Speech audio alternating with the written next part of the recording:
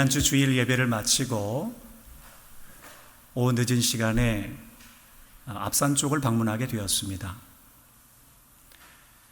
차를 타고 한참 가다 보니 청년들이 많이 모여 있는 것이 보였지요. 이상하다 생각이 들었습니다. 왜냐하면 저기에는 평소 청년들이 많이 모이는 곳이 아닌데 왜 저렇게 청년들이 많이 모여 있나 생각이 들었지요. 알고 보니 새로 생긴 카페 때문이었습니다. 궁금해서 저도 한번 안으로 들어가 보니 카페 안에 젊은 청년들이 좋아할 만한 달콤한 빵들과 그리고 커피 향기가 가득한 커피들이 가득했고, 그리고 젊은 청년들이 좋아할 만한 감각적인 인테리어들이 실내 공간을 차지하고 있었습니다. 그러다 보니 청년들이 여기저기에서 사진을 찍기도 하고 포즈를 취하기도 했지요. 그런데 좀 이상한 생각이 들었습니다. 아니, 이렇게 청년들한테 인기 있는 공간인데 왜 간판이 없을까? 충분히 간판이 있어야 되는데 왜 간판이 없을까? 밖에 나가서 혹시라도 간판이 있나 살펴보니 건물 외벽에 아주 작은 간판이 있을 뿐 눈에 띄는 간판은 보이지가 않았습니다. 이상한 생각이 들었지요. 그러다가 나중에 공간에 관련된 책을 보니 해답을 얻을 수가 있었습니다. 이제 공간이 많이 바뀌었다는 겁니다. 공간에 대한 개념이 바뀌었다는 겁니다. 그러니까 예전에는 현실 공간의 간판을 보고 우리 저 카페 한번 가보자 라고 이야기를 했다면, 이제는 가상 공간에서 인터넷 가상 공간 안에 있는 사진을 보고 우리 여기 한번 가보자 라고 이야기한다는 것이죠. 그러니까 현실 공간의 간판을 보고 누구나 오는 곳이 아니라 인터넷 가상 공간에서 아는 사람들만 오도록 하는 것이 새로운 홍보 전략이 되었다는 것입니다. 그러니까 제가 방문했었던 그 카페도 간판을 보고 누구나 가는 곳이 아니라 인터넷 사진을 통하여서 아는 사람들만 오는 특별한 장소였던 것이지요. 그러다 보니 젊은이들이 나도 한번 특별한 장소를 가보자 하는 마음으로 줄을 서서 기다리고 있었던 것입니다. 이처럼 우리가 사는 시대는 이제 현실 공간과 가상 공간이라는 두 개의 공간이 매우 중요하게 되었습니다. 우리 집사님 중에, 교회 집사님 중에 한 분이 현실 공간에 얼마 전에 점포를 열었는데 뜻하지 않게 코로나가 찾아오다 보니 그렇게 수입이 좋지가 않았습니다. 그런데 똑똑한 딸이 제안을 했지요. 아빠, 가상 공간에 점포를 열면 더 좋을 것 같아요. 그래서 가상 공간 안에 점포를 열었더니 매출이 훨씬 더 많이 늘어나게 되었습니다. 앞서 2부 예배에 올라오기 전에 물어봤죠. 요새는 어떠냐고. 그랬더니 여전히 바쁘게 장사가 잘 된다고 합니다. 감사한 일이죠. 이처럼 우리가 살아가고 있는 이 시대는 이제는 가상 공간과 뗄래야 뗄 수 없는 관계가 되었습니다. 여러분, 우리 교회는 어떻습니까? 얼마 전까지만 해도 우리 교회는 인터넷 가상 공간이라는 것에 대해서 별로 그렇게 중요하게 생각하지 않았습니다. 그런데 뜻하지 않게 생긴 코로나로 인하여서 우리는 인터넷 가상 공간 안에서 예배를 드리게 되었습니다. 남녀노소 할 것 없이 이제는 인터넷 예배 하면은 이해가 됩니다. 가상 공간이 우리에게 필요하다는 것도 알지요. 만약에 이전과 같으면 전염병 상황이라면 우리는 가정에서 가정 예배만 드릴 수밖에 없었습니다. 그런데 하나님께서 우리에게 지혜를 주시고 가상 공간이라는 새로운 공간을 만들어 놓았기에 우리는 그나마 이 코로나 전염병 상황에서 가상 공간 안에서 함께 예배 드림으로 예배 공동체를 그래도 이어나갈 수 있게 되었다는 것이지요. 이처럼 우리에게 현실 공간과 가상 공간이라는 두 개의 공간, 무시할 수 없는 두 개의 공간이 만들어지게 되었습니다. 그러다 보니 성경에 과연 두 개의 공간을 가지고 있었던 사람이 있을까 궁금한 생각이 들어 한번 살펴보니 있었습니다. 물론 다른 분이 많이 있겠지만 가장 대표적인 사람은 바로 솔로몬이었습니다. 솔로몬은 아버지 다윗 왕의 유업대로 그는 솔로몬 성전을 지었지요. 그러니까 그는 솔로몬 성전이라는 하나의 공간과 그리고 자기가 머물 솔로몬 궁전이라는 또 하나의 공간을 가지고 있었습니다. 그런데 이 솔로몬 성전은 원래는 텅 빈 공간이었습니다. 그런데 하나님의 언약궤가 그 안에 들어가자 하나님의 영광이 가득한 공간이 되었지요. 하나님의 영이 충만한 공간이 되었고 하나님의 임재가 가득한 공간이 된 것이 바로 하나님의 성전 솔로몬 성전이었습니다. 거기에 대해서 열왕기상 8장은 이와 같이 설명을 해주고 있습니다. 8장 10절에서 11절 함께 읽습니다. 시작.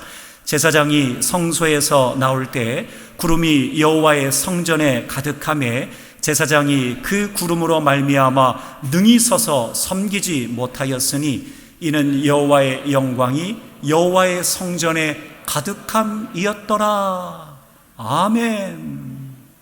바라긴 우리 대구 서강교회에도 하나님의 영광이 이렇게 충만하게 임할 수 있기를 주의 이름으로 축원합니다. 이렇게 솔로몬 성전 안에는 하나님의 언약궤가 들어가자마자 하나님의 영광, 하나님의 영이 충만한 전혀 새로운 공간으로 바뀌게 되었습니다. 그런데 문제는 솔로몬이 살고 있는 솔로몬 궁전이 문제였습니다. 솔로몬은 안타깝게도 이방 여인들을 사랑했습니다. 정치적으로, 전략적으로 이방 여인들을 사랑하다 보니 그 안에서는 죄가 넘쳐나기 시작했습니다. 악이 넘쳐나기 시작했습니다. 음란함이 넘쳐나기 시작했습니다. 우상들이 가득하기 시작했지요. 그런데 문제는 이 두 공간이 하나로 통합되기 시작합니다. 원래는 솔로몬 성전과 솔로몬 궁전은 전혀 다른 공간으로 있었는데 이제 솔로몬 궁전에서부터 흘러나오는 죄가 그 안에서 넘쳐나더니 죄가 흘러 솔로몬 성전 앞까지 이르게 됩니다. 하나님의 영광으로 가득한 솔로몬 성전에 솔로몬 궁전에서 흘러나오는 죄로 인하여 성전 앞에 우상이 세워지게 되었습니다. 이제 솔로몬 성전과 솔로몬 궁전은 죄로 통합되어 버리고 말았습니다. 그러면 과연 솔로몬은 어떻게 됐을까요? 솔로몬이 이전과 같이 하나님을 사랑할 수 있었을까요? 아니요. 이제 이렇게 죄로 통합된 이후에 솔로몬은 전혀 다른 사람으로 변화되기 시작합니다. 거기에 대해서 열왕기상 11장 4절은 이와 같이 설명을 해주고 있습니다. 함께 읽습니다. 시작. 솔로몬의 나이가 많을 때에 그의 여인들이 그의 마음을 돌려 다른 신들을 따르게 하였으므로 왕의 마음이 그의 아버지 다윗의 마음과 같이 아니하여 그의 하나님 여호와 앞에 온전하지 못하였으니. 안타깝게도 솔로몬 궁전에서 흘러나오는 죄가 솔로몬 성전 안에 들어가 두 공간이 죄로 통합되다 보니 결국 솔로몬은 하나님을 떠나게 되었습니다. 이방신들을 따르게 되었고 우상들을 따르게 되었습니다. 자, 그러면 우리는 어떨까요?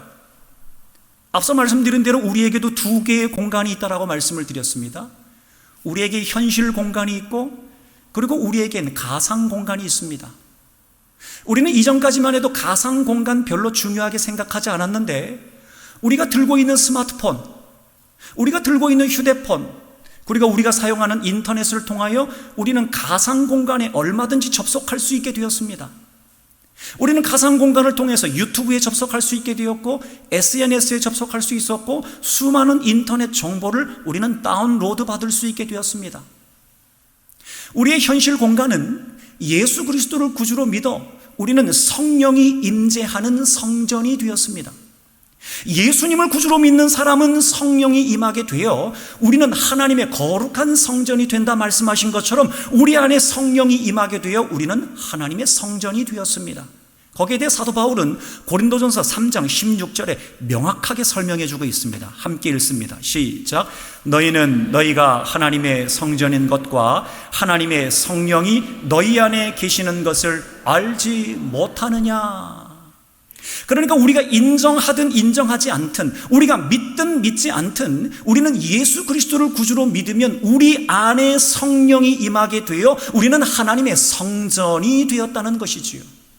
그러게 우리의 현실 공간은 하나님의 성전입니다. 하나님의 영이 거하는 우리는 하나님의 성전이라는 것이지요. 그런데 문제가 생겼습니다. 우리의 가상 공간이 문제입니다. 우리가 들고 있는 스마트폰과 휴대폰, 인터넷을 통하여 우리는 거기 안에서 아무도 보는 이가 없기에 거기서 죄를 짓기 시작합니다. 악을 행하기 시작합니다. 음란한 생각을 하기 시작합니다. 온갖 우상들을 세우기 시작합니다. 우리도 모르게 우리는 거기에서 왕이 되었습니다.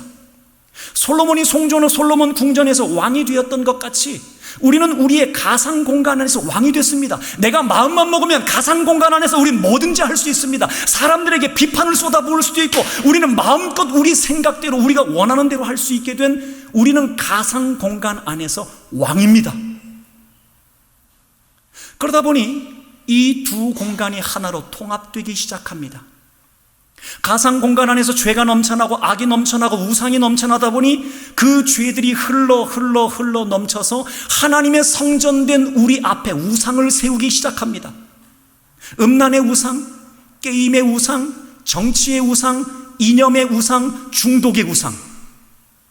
우리는 여러 가지 많은 가상 공간 안에서 흘러나오는 죄로 인하여서 뜻하지 않게 하나님의 성전된 우리 앞에 우상들을 세우기 시작합니다.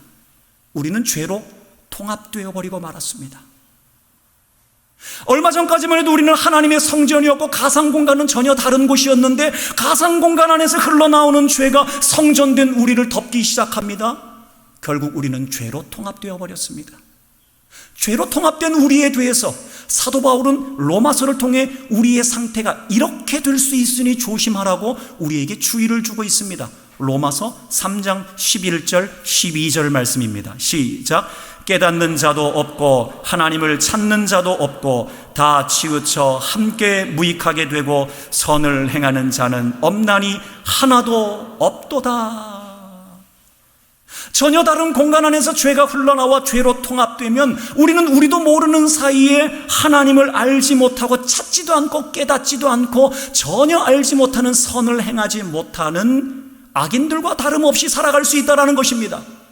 우리가 분명히 우리 안에 예수님을 믿어 성령이 거하는 성전 되었음에도 불구하고 성전이 아닌 사람들과 전혀 다를 것이 없이 똑같이 하나님을 찾지도 않고 깨닫지도 못하고 선을 행하는 행위가 없이 우리는 여전히 믿지 않는 사람들과 구별된 것 없이 죄로 통합될 가능성들이 있다는 겁니다. 왜요? 우리의 성전된 우리 앞에 우상을 세우기 있기 때문에 그렇습니다. 그러게 사도 바울은 우리에게 주의를 주고 있습니다. 성전된 너희들아, 너희들 앞에 우상을 세우면 안 된다. 고린도후서 6장 16절에 이와 같이 설명을 하고 있습니다. 함께 읽습니다. 시작. 하나님의 성전과 우상이 어찌 일치가 되리요? 우리는 살아계신 하나님의 성전이라. 이와 같이 하나님께서 이르시되 내가 그들 가운데 거하며 두루 행하여 나는 그들의 하나님이 되고 그들은 나의 백성이 되리라. 아멘.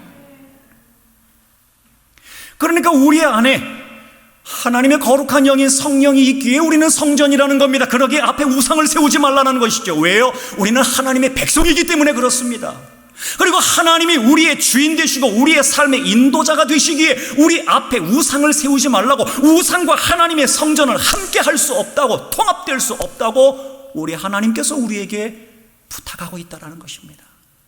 그러기에 사랑하는 여러분, 여러분의 스마트폰, 휴대폰, 인터넷에서 여러분이 가지고 있는 그 가상 공간 안에서 죄가 흘러내려오지 않도록 분별하실 수 있기를 바랍니다. 그래서 여러분의 그 가상 공간이 죄로 덮여지는 것이 아니라, 그래서 성전된 여러분의 몸이 더럽혀지는 것이 아니라 이제 여러분이 하나님의 거룩한 성전임을 분명히 알아 깨닫고 분별하여서 성전된 여러분의 모습대로 하나님께 귀중하게 쓰임받는 거룩한 하나님의 성전이 되는 저와 여러분들이 되실 수 있기를 주의 이름으로 간절히 축원합니다. 자, 이제 우리에게 이와 같이 현실 공간과 가상 공간이 있다면 우리에겐 또 하나의 공간이 있습니다. 그것은 바로 죽음의 공간입니다. 여기서 말하는 죽음의 공간이라는 것은 우리가 살아가다가 살 소망이 끊어지는 것을 죽음의 공간이라고 말합니다. 뿐만 아니라 우리에게 언젠가 찾아오게 될 죽음을 말합니다. 늘 말씀을 드리지만 우리 중에 어느 누구도 예외 없이 우리는 죽음을 맞게 됩니다. 그러면 우리는 언젠가 찾아오는 그 죽음의 공간 안에 들어갈 수밖에 없습니다. 그러니까 죽음의 공간은 두 가지입니다. 살아가면서 경험하게 되는 살 소망이 끊어지게 되는 죽음의 공간 하나와, 그리고 우리가 언젠가 목숨이 끝나게 되는 그 죽음의 순간, 죽음의 공간 또 하나, 이렇게 두 가지가 있다는 것이죠. 자, 그런데 예수님을 믿는 사람과 예수님을 믿지 않는 사람은 이 죽음의 공간을 채우는 것이 달라집니다. 예수님을 믿는 사람은 이 죽음의 공간을 생명으로 채울 수 있는 사람들입니다. 왜요? 우리는 예수님을 믿기에 우리 안에 주의 성령으로 인하여서 우리가 무엇을 얻었기 때문에 그렇습니까? 영생을 얻었기 때문에 그렇습니다. 거기에 대해서 요한일서 5장 13절은 우리에게 명확하게 알려주고 있습니다. 함께 읽습니다. 시작. 내가 하나님의 아들의 이름을 믿는 너희에게 이것을 쓰는 것은 너희로 하여금 너희에게 영생이 있음을 알게 하려 함이라. 여러분, 그러니까 여러분이 알든 모르든 믿든 믿지 않든 여러분들이 예수님을 믿고 성령이 여러분들 안에 거하시면 여러분들 안에 영생이 있다라는 것입니다. 우리 안에 영생을 선물로 받았다라는 것입니다. 그렇게 영생을 선물로 받았다라는 것은 뭐냐면 우리가 살아가면서 살아오게 되는 뜻하지 않게 찾아오는 삶의 죽음을 맞게 되는, 살 소망이 끊어지는 그 죽음의 순간에 생명을 채워 넣을 수 있게 되었고, 우리가 마침내 찾아오게 되는 죽음의 순간에도 생명을 넣을 수 있게 되었다라는 것입니다. 그러게 예수님께서 뭐라 그럽니까? 나는 부활이요 생명이니 나를 믿는 자는 죽어도 살겠고 무릇 살아서 나를 믿는 자는 영원히 죽지 아니하리라. 즉 무릇 살아서 나를 믿는 자라는 건 뭐냐면 우리가 이 땅 가운데 살아가면서 우리는 영생을 가지고 있기에 살 소망이 끊어지는 죽음의 순간을 맞이할 때마다 우리 안에 있는 영생이 그 안에 생명을 넣는다는 것입니다. 살 소망이 끊어지는 죽음의 순간을 만날 때마다 내 안에 계신 영생이 생명으로 채워넣고, 그리고 우리가 마침내 맞이하게 되는 죽음의 순간에 부활이요 생명이 되시는 예수 그리스도의 은혜로 인하여서 우리의 죽음의 순간에 바로 부활을 채워넣게 된다는 것이지요. 그것이 바로 우리에게 주어진 하나님의 은총입니다. 그런데 믿는 자들은, 믿지 않는 사람들은 이것이 불가능합니다. 믿지 않는 사람들은 살 소망이 끊어지는 삶의 죽음의 공간을 만날 때 자기 나름의 노력을 통하여서 그 죽음의 공간을 무언가 채우려고 애를 씁니다. 어떤 치료 방법을 통하여, 아니면 여행을 통하여, 아니면 심리치료를 통하여, 아니면 건강하게 운동하는 것을 통해서 무언가 살 소망이 끊어지는 것을 채우려고 애를 쓰지만 불가능합니다. 뿐만 아니라 그들에게 결국 찾아오게 되는 죽음의 순간에 그들은 생명을 넣을 수가 없습니다. 부활을 우리처럼 넣을 수가 없습니다. 왜요? 그들에게 결국 기다리고 있는 것은 멸망과 심판밖에 없기 때문에 그렇습니다. 그것은 제 이야기가 아니라 하나님께서 사도 바울을 통해서 말씀하신 말씀의 내용입니다. 데살로니가 후서 1장 8절에서 9절까지의 말씀을 함께 읽습니다. 시작. 하나님을 모르는 자들과 우리 주 예수의 복음에 복종하지 않는 자들에게 형벌을 내리시리니 이런 자들은 주의 얼굴과 그의 힘의 영광을 떠나 영원한 멸망의 형벌을 받으리로다. 그러니까 예수님을 믿는 사람들은 살 소망이 끊어지는 죽음의 공간에 우리 안에 영생이 있기에 그 안에 생명을 넣을 수가 있습니다. 그리고 우리가 마침내 찾아오게 되는 죽음의 순간에 우리 안에 영생이 있기에 그 안에 부활로 소생될 수 있다는 겁니다. 그런데 예수님을 알지 못하는 사람들은 그 안에 생명이 없기에 아무것도 채울 수가 없고 결국 그들을 기다리고 있는 것을 멸망과 심판 외에는 아무것도 없다는 것이지요. 사랑하는 여러분, 여러분에게 영생이 있습니까? 확신이 없군요. 여러분에게 영생이 있습니까? 확신이 없군요. 살아가면서 살 소망이 끊어지는 죽음의 순간을 만났던 한 청년이 있습니다. 뿐만 아니라 문득 찾아오는 죽음에 대한 엄습, 과연 내가 죽으면 어떻게 될까? 여러분, 이 고민은 남녀노소 누구나 하게 됩니다. 우리 어르신들만 하는 것이 아니라 젊은 사람들도 합니다. 과연 내가 죽으면 어떻게 될까? 문득 살 소망이 끊어지는 죽음의 순간뿐만 아니라 과연 내가 죽으면 어떻게 될까 하는 죽음의 공포를 늘 겪으며 살아갔었던 한 청년이 그 죽음의 공포를 극복하기 위해서 나름 노력을 합니다. 율법을 지키려고 애를 씁니다. 말씀을 지키면 과연 내가 이 죽음의 공포를 극복할 수 있을까? 과연 온 선지자들을 통해서 우리에게 준 저 율법을 내가 지키기만 한다면, 부모를 공경하고 이웃을 내 몸과 같이 사랑하고 그리고 하나님을 사랑하고 예배하는 안식일을 최선을 다해서 지키는 이것, 도둑질하지 않고 내가 나와 이웃에 대해서 최선을 다하는 율법을 지키면 내가 과연 영생을 얻을 수 있을까? 이 죽음의 공포를 극복할 수 있을까? 하는 한 청년이 마침내 예수님을 만나게 됩니다. 이 청년이 예수님께 질문을 합니다. 뭐라고 질문하냐면 오늘 본문 16절과 같이 질문을 하고 있습니다. 한번 읽겠습니다. 시작. 어떤 사람이 주께 와서 이르되 선생님이여 내가 무슨 선한 일을 하여야 영생을 얻으리까? 이 청년은 문득 죽음의 공포가 엄습할 때마다 그가 할 수 있는 최선은 율법을 지키는 거였습니다. 그래서 어떻게든 사는 소망이 끊어지는 순간과 죽음의 공포를 극복할 수 있겠다라는 나름의 방법을 취한 겁니다. 최선을 다한 겁니다. 그래서 예수님께서 그 청년에게 이와 같이 대답을 합니다. 본문 17절에서 19절까지 약간 끊어서 함께 읽겠습니다. 시작. 내가 생명에 들어가려면 계명들을 지키라. 예수께서 이르시되 살인하지 말라, 간음하지 말라, 도둑질하지 말라, 거짓 증언하지 말라, 내 부모를 공경하라, 내 이웃을 내 자신과 같이 사랑하라 하신 것이니라. 이 말씀을 들은 청년은 뛸 듯이 기뻤습니다. 왜 뛸 듯이 기뻤을까요? 자신의 방법이 옳았기 때문입니다. 죽음의 공포가 엄습할 때마다 계명을 지키면 되겠구나, 살 소망이 끊어질 때마다 율법과 계명을 내가 지키면 영생을 얻을 수 있겠구나 라는 나름의 확신을 가지고 계명을 지켰는데 예수님께서 지금 계명을 지키라 그러는 겁니다. 뛸 듯이 기뻤습니다. 아, 내 방법이 옳았구나, 아, 내가 제대로 신앙생활하고 있었구나, 내가 틀리지 않았구나, 매우 기뻤습니다.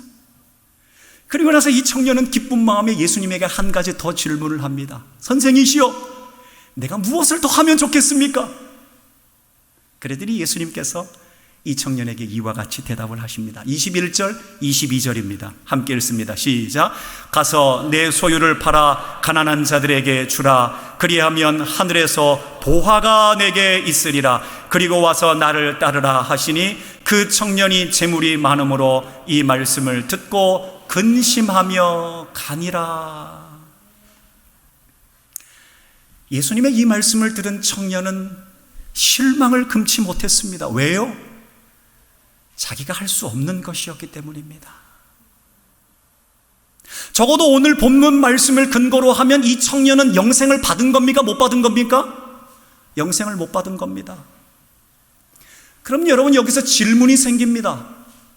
그러면 우리는 과연 영생을 얻기 위하여 우리의 가진 재물을 다 가난한 사람들에게 나눠주고 예수님을 따라야 영생을 얻습니까? 오늘 청년이 영생을 얻지 못한 것이 이 근거라면 우리도 우리의 가진 모든 재산을 다 버리고 예수님을 따라야만 영생을 얻을 수 있느냐 이거예요. 여러분, 그렇습니까? 아닙니다. 오늘 예수님께서 이 청년에게 말씀하시는 것은 이 청년의 깊은 속을 꿰뚫고 있었다라는 것입니다. 이 청년은 엄습하는 죽음의 공포를 극복하는 것을 계명을 지키면, 최대한 계명을 지키면 되는 줄 알았습니다. 그랬더니 예수님께서는 이 청년이 할 수 없는 것을 얘기한 겁니다.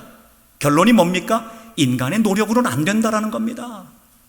인간의 노력과 인간의 능력으로는 안 되는데 내가 내 마음의 중심을 보니 너는 너의 노력과 너의 행위로, 너의 열심으로 무언가 할 수 있다라고 생각을 하는구나. 그걸 버려야 돼.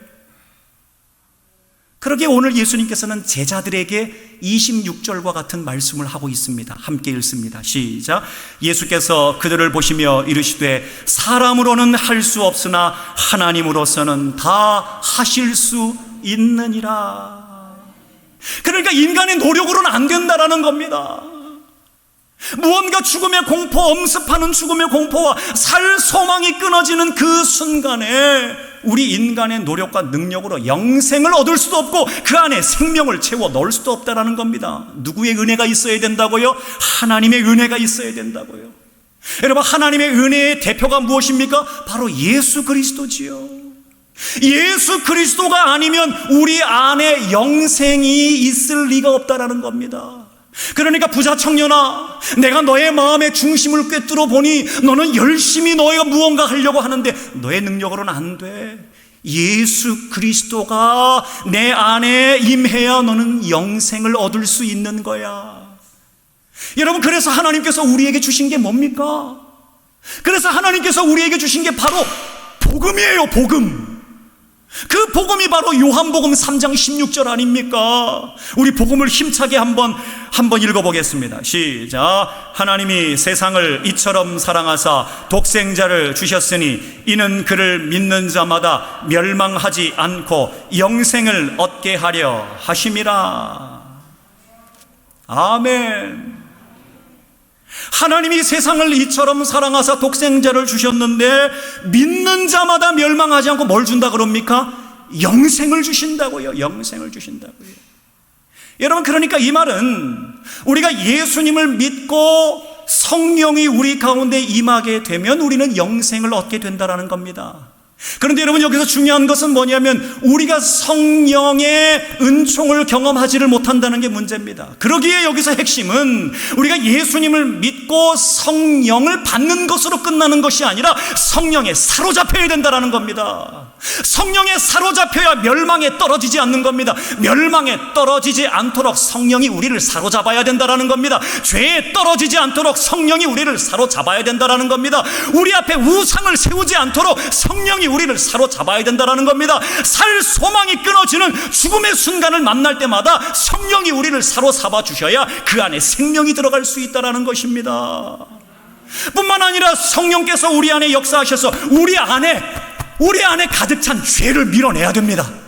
우리 안에 죄의 생각을 밀어내고, 생각의 죄를 밀어내고, 마음의 죄를 밀어내고, 행동의 죄를 밀어내고, 습관의 죄를 밀어내야 우리 안에 영생을 누릴 수 있게 된다는 것이지요.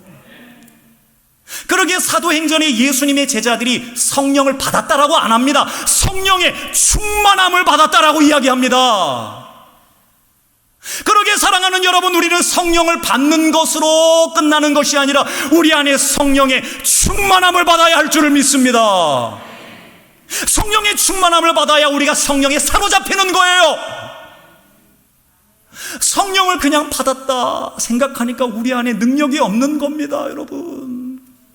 성령에 사로잡혀야 죄의 사슬을 끊는 겁니다. 멸망의 사슬을 끊는 겁니다. 죽음의 공포를 이기는 겁니다. 그게 바로 성령에 사로잡히는 거지요. 사랑하는 여러분, 여러분의 가상 공간은 안녕하십니까? 여러분의 가상 공간, 스마트폰, 휴대폰, 인터넷을 통하여 죄가 흘러 여러분의 성전 안으로 들어가서 우상을 세우고 있지는 않습니까? 분별하시기 바랍니다. 여러분의 살 소망이 끊어지는 죽음의 공간에 무엇을 채워넣고 있습니까? 죽음의 공포가 엄습하는 그 순간에 무엇을 채워넣고 있습니까? 사랑하는 여러분, 우리는 예수님을 믿는 사람들입니다. 그러기에 우리는 우리 안에 주의 성령이 임해 계신 줄로 믿습니다. 그런데 그냥 성령이 임해 계시는 것이 아니라 우리 안에 성령의 충만함을 받아야 할 줄을 믿습니다. 성령의 충만함을 받아 우리는 성령에 사로잡혀야 됩니다. 죄에 사로잡히는 것이 아니라, 멸망에 사로잡히는 것이 아니라, 근심에 사로잡히는 것이 아니라, 염려에 사로잡히는 것이 아니라 성령에 사로잡혀야 할 줄을 믿습니다. 성령에 사로잡히셔서 성령께서 여러분들을 붙드시고 인도하여 주셔서 여러분들이 하나님 앞에 귀중하게 쓰임을 받는 성전된 하나님의 사람들 되셔서 이 땅 가운데 살 소망이 끊어지는 가운데도 생명의 은혜가 넘쳐나는 영생을 누리시는 주의 백성들 되길 원하고, 뿐만 아니라 마침내 우리의 죽음의 순간이 찾아올 때 우리에게 그 죽음의 공간에 주님께서 부활하신 것처럼 우리 또한 부활하게 될 줄을 믿습니다 하는 확신을 가지고 부활을 그 죽음의 공간에 밀어넣는 확신 있는 주의 제자들이 될 수 있기를 우리 주님의 이름으로 간절히 축원합니다.